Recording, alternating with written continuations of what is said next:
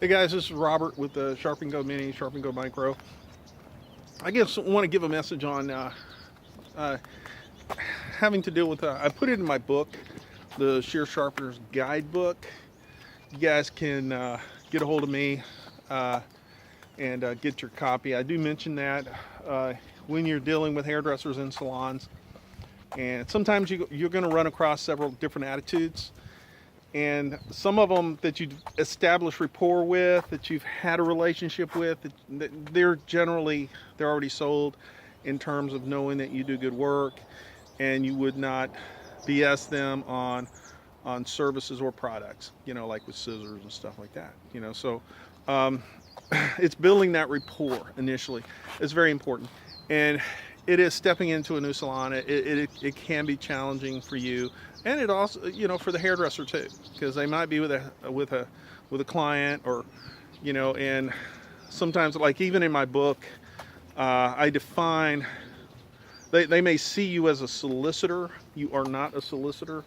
A solicitor is someone that goes into a place of business or seeks to do business with an organization that is non-relative. In other words, if I go into a salon and sell teddy bears or something that's not used in that establishment, you would then be considered a solicitor. You're soliciting business, and it is in the eyes of the beholder sometimes.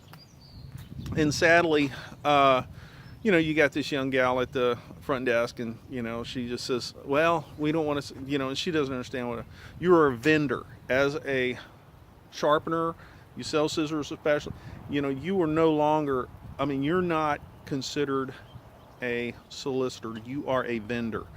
If they have shampoos, conditioners, blow dryers, or anything like that in the salon that is for sale, those people that sell that merchandise to them, those are also vendors. You're there to provide a service for those professionals that utilize scissors to conduct their business. And actually, the one that sells shampoos and conditioners, they typically would be considered more of a vendor than you, if they're really not. More of a solicitor than you, because you are actually providing a service to maintain the products in which they currently have. So you're even more relevant for that business as far as a vendor than the average just setting on the shelf kind of products. So I just want to clear the air on that. And I had to come to with a salon manager. She was really adamant that defining me as, or us as as solicitors, and it was a new salon, so I can kind of take it on the chops a little bit that perhaps I should have gave a call in first before going. And that's one thing you need to do too, is a lot of times you go out and you can get on Google Maps and stuff, and you can call these establishments saying, "I'm a Shear Sharpener, I'm going to come in and drop off my card." That way they're aware you're coming, and at least get your foot in the door, and there's no surprises.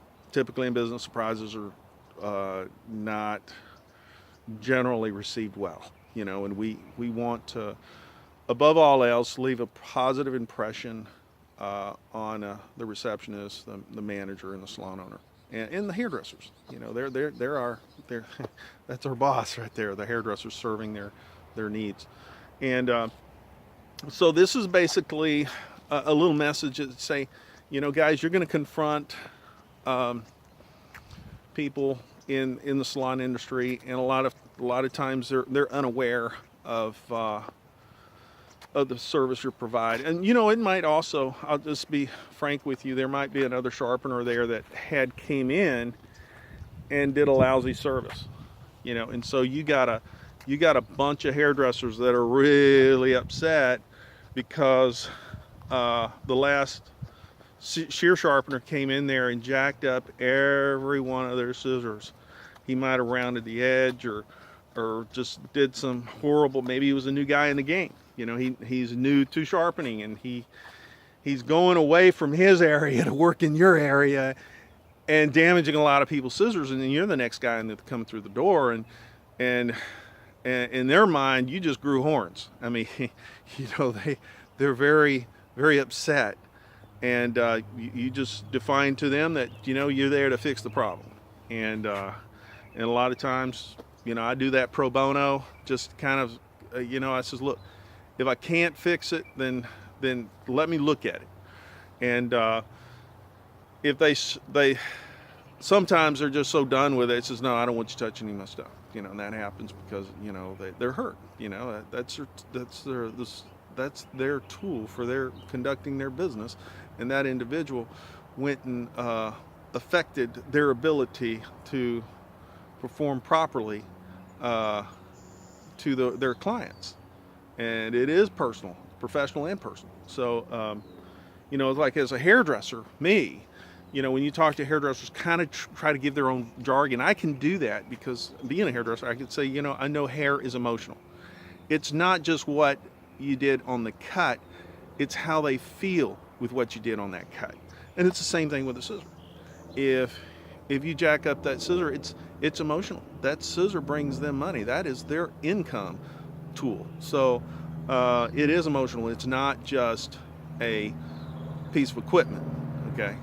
And I just wanted to reach out to you sharpeners and let you make it easier on the hairdressers. So if you can get real with them and try to talk them off the fence, talk them off the ledge, so to speak, and let them know that you're there to solve the problem and not to bring more problems to the table. And the best way that you can do that is, a lot of times, having a victory person, having somebody that you've done business with in that establishment, in that salon. And if they're not there that day, you might reference their name. It says, well, Debbie, I did her scissors and she's really happy with them, and I'm coming back. Is Debbie here? A lot of times I come back and you mention a name, and they says, oh, okay, he's done business here. He's not that other guy, or that that did that. So just to help you guys help the hairdressers, this is just a little message for you guys, and you guys be blessed out there, and also be safe. Okay. And this is Robert Curtis with Sharpen Go Mini, Sharpen Go Micro, and y'all have a great day.